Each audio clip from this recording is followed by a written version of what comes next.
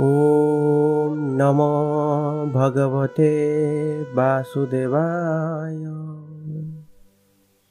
नारायणं नमस्कृत्यं नरं चैव नरोत्तमं देवीं सरस्वतीं व्यास ततो जयमुदीरयेत्। मूकं करोति वाचालं पङ्गुलङ्घायते गिरिं यत्कृपातमहं वन्दे परमानन्दमाधव।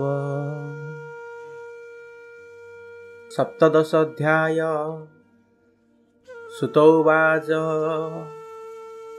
एबे हो शुण मुनिजने हरिचरित शुद्ध मने।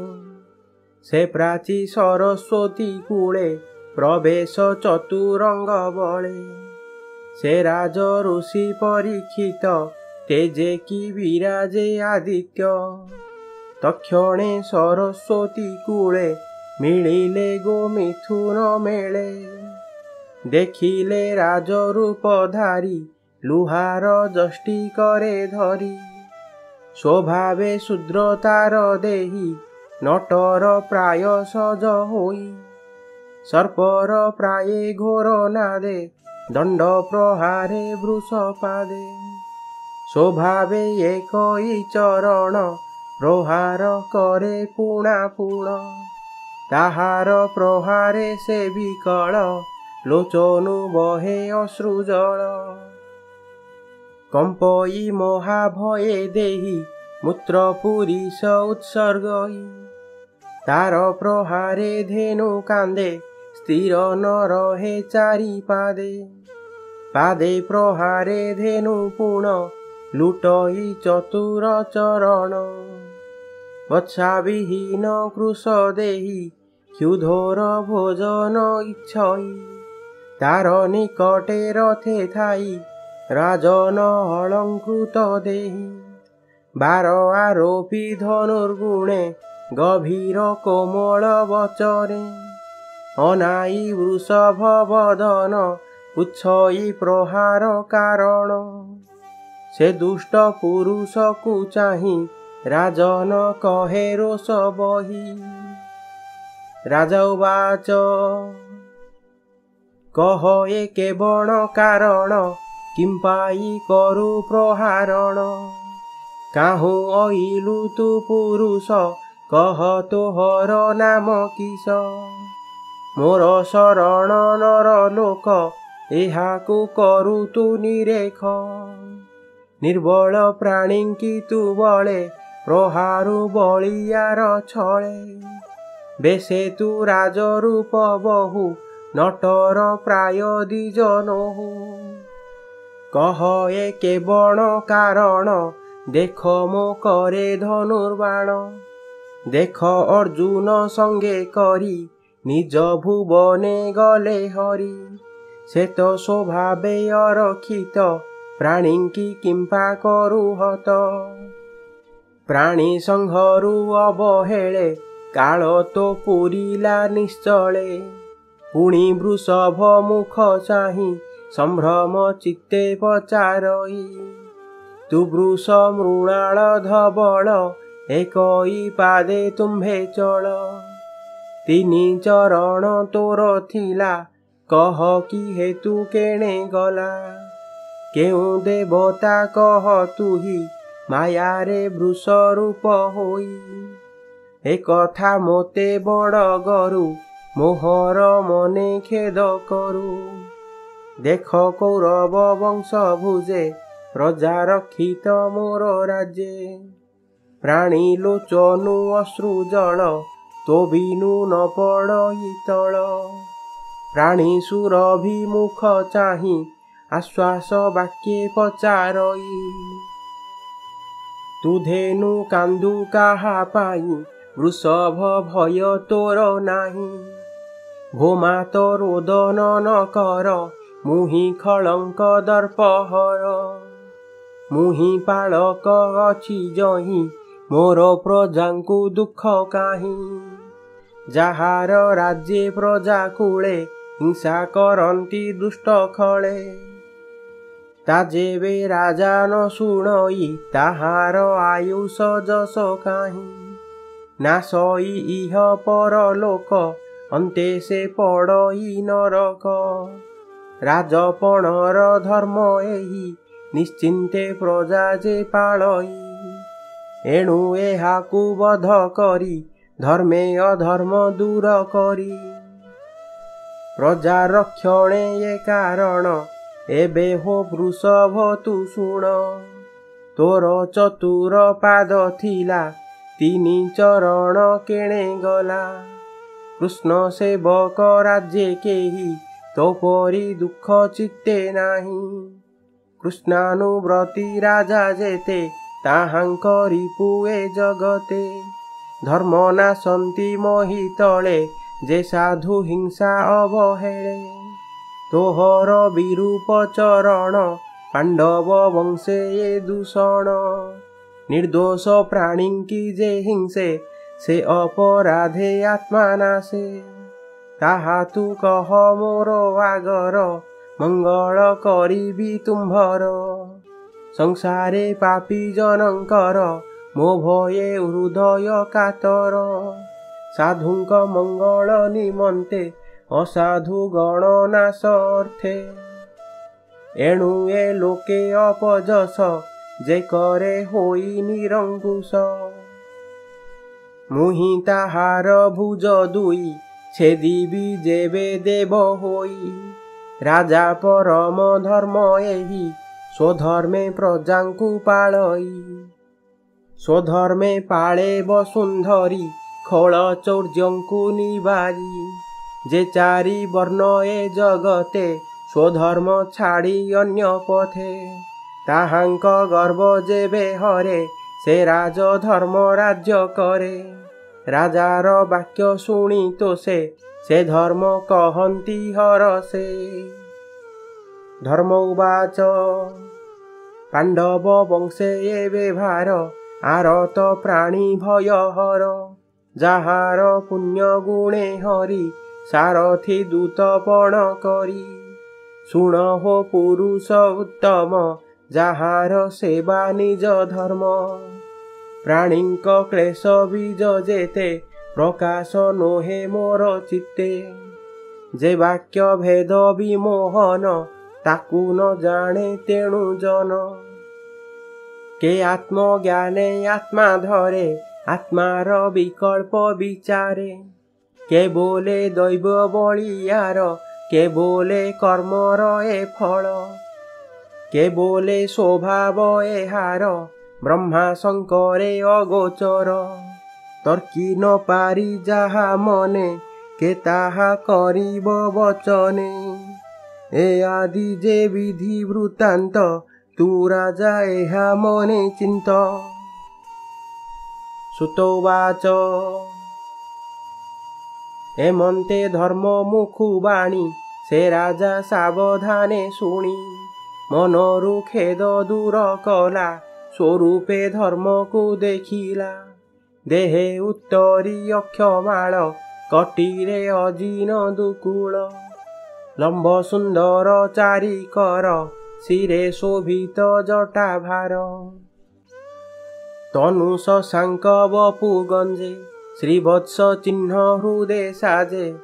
ଯେ ସନ ତଡ଼ିତ ତରାସ ରାଜା ଦେଖିଲେ ଏହୁ ବେଶ।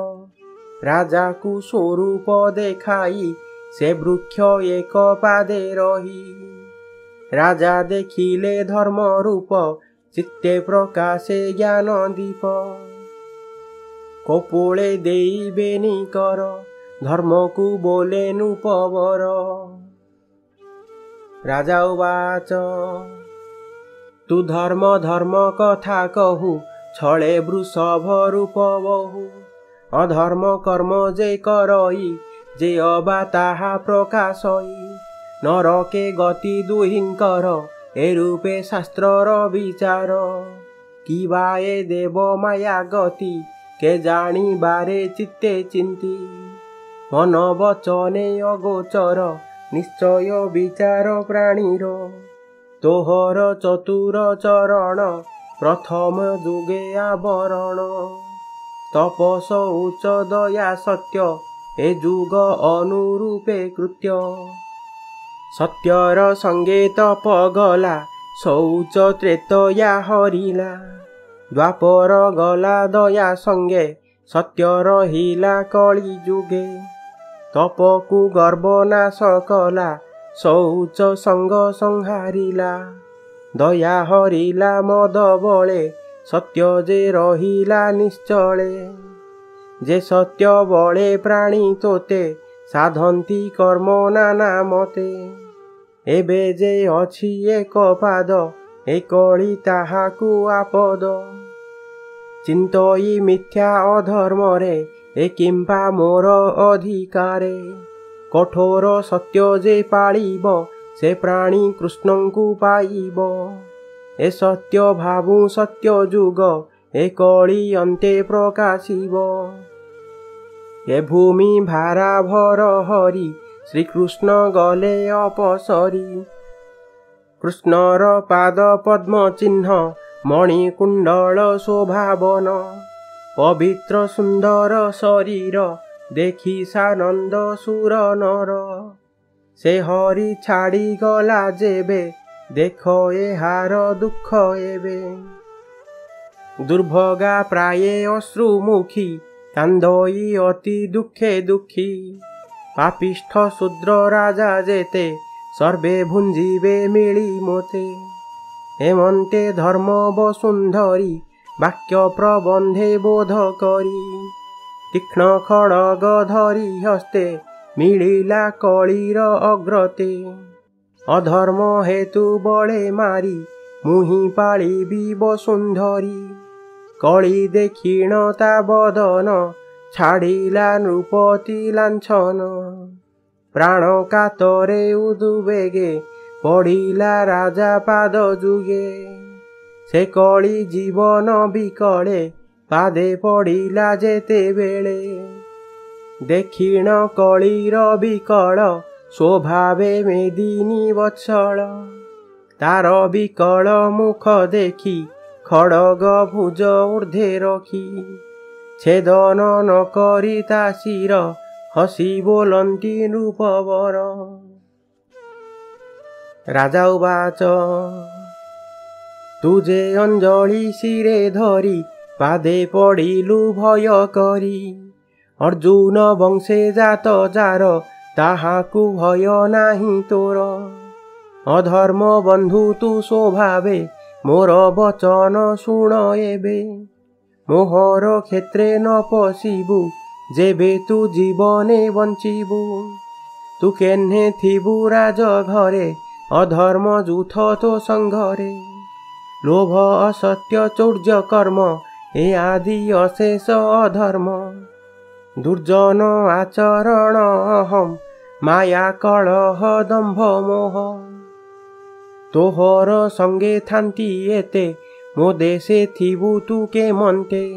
ଯେ ପ୍ରାଣୀ ଥିବେ ସତ୍ୟ ଧର୍ମେ ତହିଁ ତୁ ନ ପଶିବୁ ଭ୍ରମେ।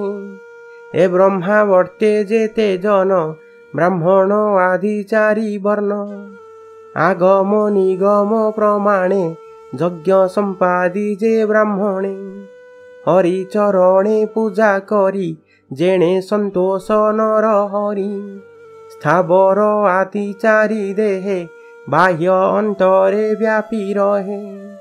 ଯେହ୍ନେ ପବନ ଏ ଶରୀରେ ବହଇ ଅନ୍ତର ବାହାରେ। ସେ ହରି ପୂଜା କରି ଯହିଁ ତହିଁ ପ୍ରବେଶ ତୋର ନାହିଁ। ଏ ଧର୍ମ ମୋହର ପ୍ରମାଣ ଏହାକୁ ସାକ୍ଷ୍ୟ ନାରାୟଣ। ସୁତ ଉବାଚ ଶୁଣି ସେ ରାଜାର ଉତ୍ତର କଳି କମ୍ପଇ ଥର ହର।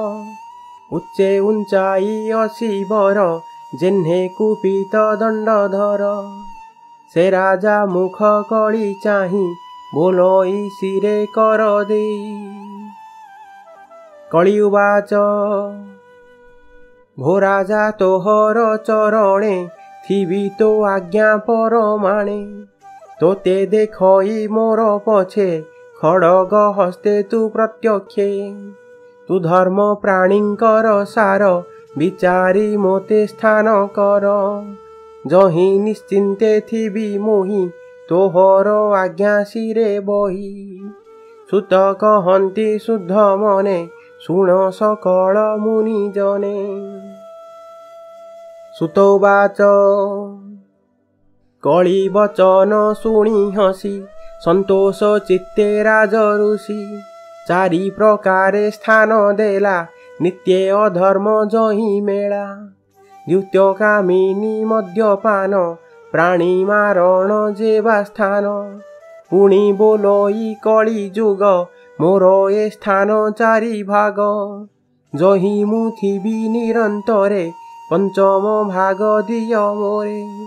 କଳିର ବାକ୍ୟ ଭାଳି ଚିତ୍ତେ ସୁବର୍ଣ୍ଣ ଦେଲା ତାର ହସ୍ତେ। ଏ ପଞ୍ଚସ୍ଥାନ ପଞ୍ଚଗୁଣ ବ୍ରାହ୍ମଣେ ସାବଧାନେ ଶୁଣ। ମିଥ୍ୟା ବସଇ ଦ୍ୟୁତ ମଧ୍ୟେ କାମ କାମିନୀ ମଦ ମଧ୍ୟେ। ପ୍ରାଣୀ ମାରଣେ ରଜୋଗୁଣ ସୁବର୍ଣ୍ଣ ମଧ୍ୟେ ରିପୁଗଣ।